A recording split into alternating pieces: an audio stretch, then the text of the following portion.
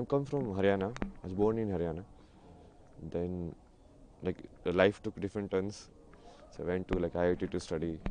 Then changed the path from engineering to arts. And that also didn't work. Then changed again. So kept changing unless like I arrived at the final truth, you can say. Then after that, I started exploring. Okay, so what is it like? It makes it. What is it the other people have discovered about it? Then I started like when you see Sanskrit, like how Sanskrit was written and composed. What makes Sanskrit so special? You can say like the quest for the answer, quest for the knowledge. It took different forms in outside. Like initially you were searching for the like meaning of life to do what is like substantial in life. But then you shift. Then it was like then you are going through like mental health problem. Then the question was like how mind works. How do you get rid of these unwanted thoughts in your mind? Which I think is very popular question these days. Like people, that's why a lot of people are actually getting attracted towards spirituality. Not towards like getting moksha, but towards like okay, how do I actually calm my mind and reduce my anxiety and all of that, which is fine also. But then you have to connect it to the root also. Like what is the base of it? Why so many techniques and meditation techniques are there? It's not just to calm your mind. It's basically there's a different motive to it. And what is that motive and why is that motive so important that so many people have done and given their entire life to it? No, I won't say like that was smooth and this is hard, because what seems hard for you from outside, it might be a natural tendency for me. Like sleeping outside in cold, it might not see it as hard, no.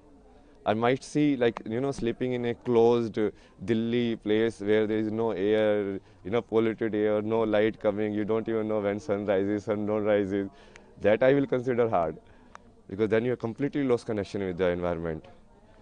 Now here at least you are with the nature, so it's much better, much easier than staying in completely closed cities and like that life.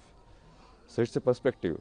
Like that was hard and like this is like easy, or like that was easy, this is hard. For me, it's like same only.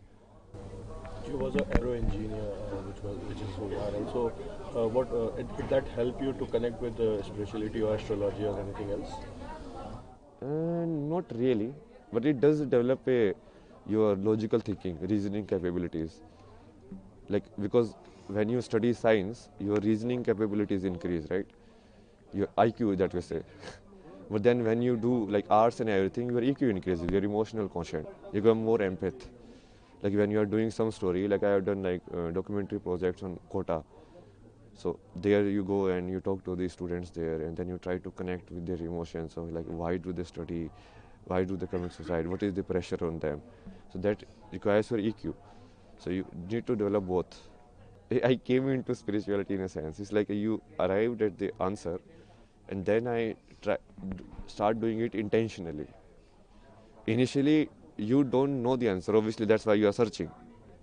If you already know the answer, why would you search?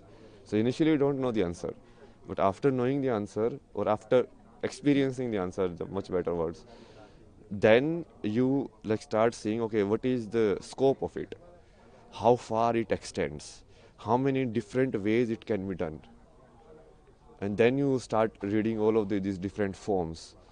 Okay, this is how they have created Bharatanatyam, this is how they have created like Sanskrit, this is how they have created like all of these astrological charts, this is how the Rashi, which is say the science, the 12 science, these works.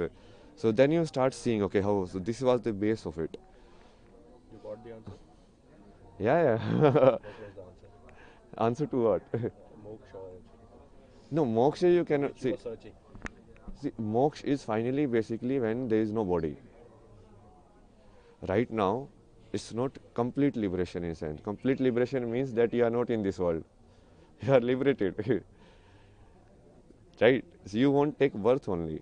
If you don't have any karmic attachment to the world, then you will just go back. So that will happen in the end, like complete moksha that you are saying, complete mukti, like liberation. Your name? Abhay Singh.